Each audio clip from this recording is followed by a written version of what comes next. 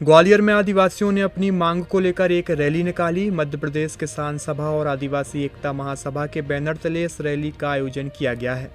डबरा से 20 सितंबर को शुरू हुई आदिवासियों की यह रैली 21 सितंबर की रात ग्वालियर पहुंची। करीब 55 किलोमीटर की इस रैली में सैकड़ों की तादाद में आदिवासी शामिल हुए। ग्वालियर में आदिवासियों ने अपनी मांग को लेकर कलेक्टर को ज्ञापन सौंपा है। वहीं आदिवासियों की प्रमुख मांगों में भूमिहीन आदिवासियों को 5 एकड़ तक जमीन दी जाए, बेघर आदिवासियों को आवास, एक बत्ती कनेक्शन दिया जाए, साथ ही मनरेगा में आदिवासियों के लिए 200 दिन रोजगार दिए जाए और 600 रुपये प्रतिदिन मजूरी दी जाए जैसी मांगें शामिल रहीं। मध्य प्रदेश किसान सभा और आदिवासी एकता महासभा की ओर से डबरा से एक रैली प्रारंभ हुई, पदयात्रा, और वो पदयात्रा कल 21 तारीख को ग्वालियर में कलेक्ट्रेट पर समाप्त हुई। इस 2 दिन की पदयात्रा में सैकड़ों महिला, पुरुष, आदिवासी और किसान करीब 55 किलोमीटर पैदल चलकर कलेक्ट्रेट पहुँचे। चिलचिलाती धूप में गरीब महिलाएं, पुरुष कैसे कलेक्ट्रेट तक पहुँचे हैं, ये अपने आप में एक बड़ा ही विस्मयकारी बात है। लेकिन सवाल ये है कि उनके पास जब जीवन की तमाम ज़रूरतें नहीं हैं, उनके पास अगर खाने के लिए अनाज नहीं है, सर ढकने को अगर छत नहीं है, और उनके पास अगर तमाम सारी समस्याएं नहीं, उनका आत्मसम्मान नहीं है, उनके पास शिक्षा और रोज़गार नहीं है, तो मजबूरी में वो लोग निकले थे पैदल और उसके लिए। और आप समझिए कि इसमें जो मांगें थी वो मांगें हैं कि 5 एकड़ ज़मीन प्रत्येक भूमिहीन को दी जाए। ग्रामीण क्षेत्रों में जो इनके पास आवास नहीं है वो आवास दिए जाए। आवासों में भयंकर भ्रष्टाचारी हो रही है।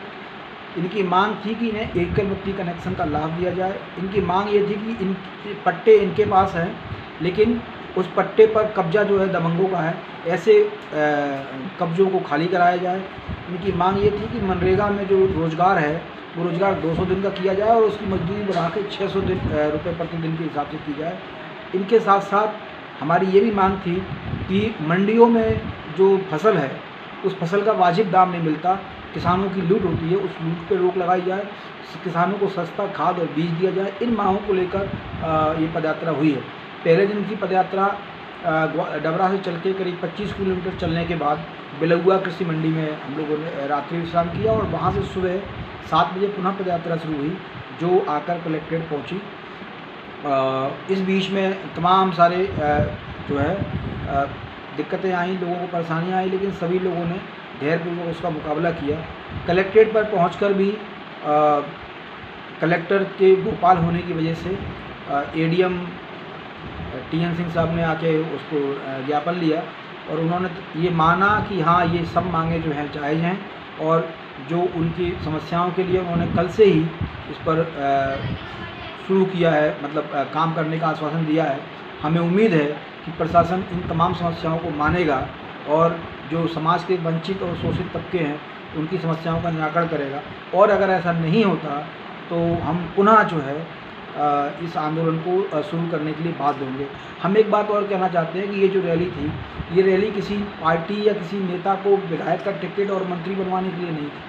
आजकल यही हो रहा है पूरे मध्य प्रदेश के अंदर। चुनाव के समय किसी को टिकट चाहिए, किसी को कुछ चाहिए, लेकिन यहाँ पर ये पदयात्रा का किसान सभा और आदिवासी एकता महासभा की जो पदयात्रा थी, उनका मकसद ये था कि गरीबों को उनका हक मिले, वंचितों को उनका अधिकार मिले।